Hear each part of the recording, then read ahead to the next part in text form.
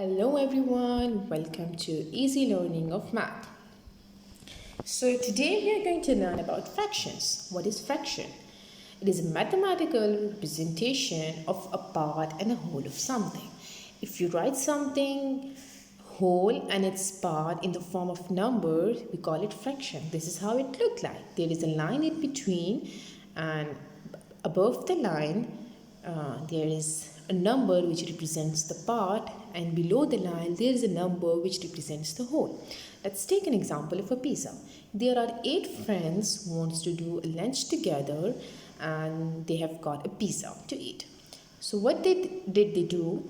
They divide the pizza into 8 equal parts.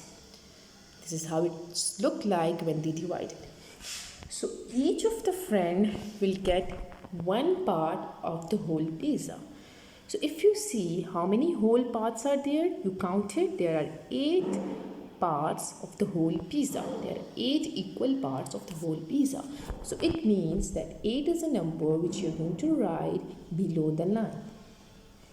And each will get one part of it. So 1 is a number which you're going to write above the line, just like that. See, this one represents the part of the pizza each friend will get, and this 8 represent the whole pizza. Okay, now this part and whole are also called numerator and denominator. The part is called the numerator and the whole is called the denominator. Whatever is above the line is called numerator, and whatever is below the line is called denominator. Let's take an example of a circle. If you can see on your screen that this is a whole circle. So how you're going to call it? You will say one whole circle. Now look at the next image. This is a whole circle, but it is divided into 2 equal parts. Now, if someone asks me that how much part of this circle is shaded, if you see half or one part of this circle is shaded. So, the shaded part is 1. So, my numerator is 1 and there are total 2 parts. So, my denominator is 2. So, I'm going to write it 1 by 2. You can say it 1 by 2 or 1 over 2. Look at the third image. Again, we have got a circle and it is divided into 4 equal parts, but only one of the part is shaded. So if I have to represent that one part mathematically, how I'm going to write it?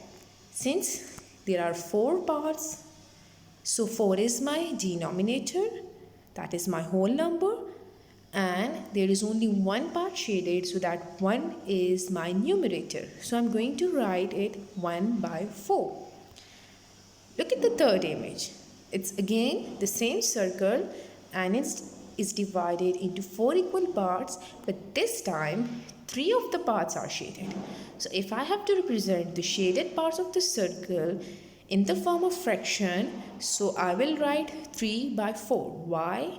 Because 3 parts are shaded, which are parts, and there are total 4 parts, so 4 I'm going to write it in the denominator. So 3 by 4 is my fraction for this circle. Now there are types of fractions. There are mainly 3 different types of fraction: proper fraction, improper fraction and mixed fraction. Let's come towards the proper fraction first.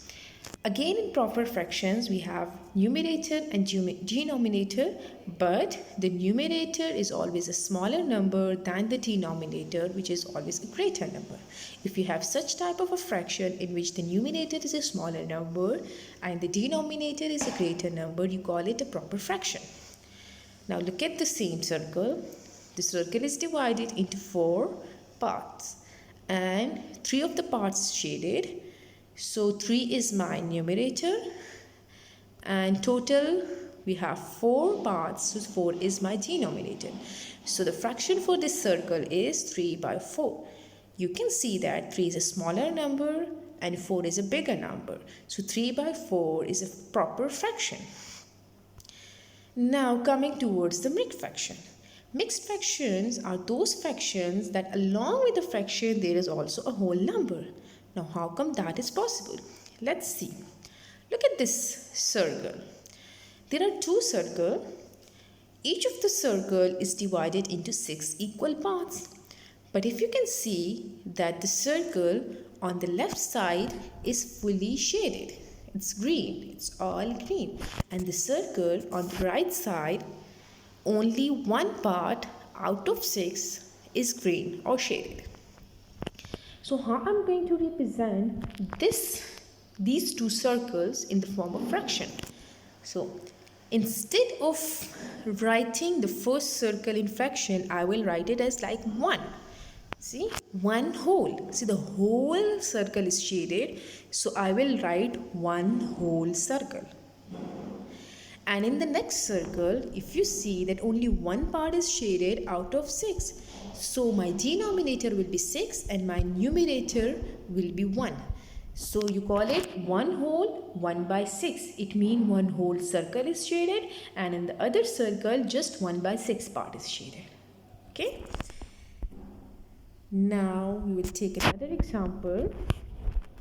Here you see there are 3 circles and each circle is divided into 8 equal parts. Now the first 2 circles are fully colored or shaded. But the third circle, 5 parts are colored and the rest 3 are not colored. So when I am writing it in the form of fraction, how I am going to write it? The first 2 circles I will write 2 as a whole. And for the rest of the circle or the third circle, I will write 5 by 8. Why? Because 5 parts out of 8 are shaded. So how I'm going to say it? 2 whole 5 by 8. It means 2 circles are wholly shaded and the third circle is 5 by 8 shaded. Now coming towards the improper fractions. Improper fractions are those fractions in which the numerator is a greater number and the denominator is a smaller number. Now again I took the example of that same circle. See, you have 2 circles and both of them are equally divided into 6 parts.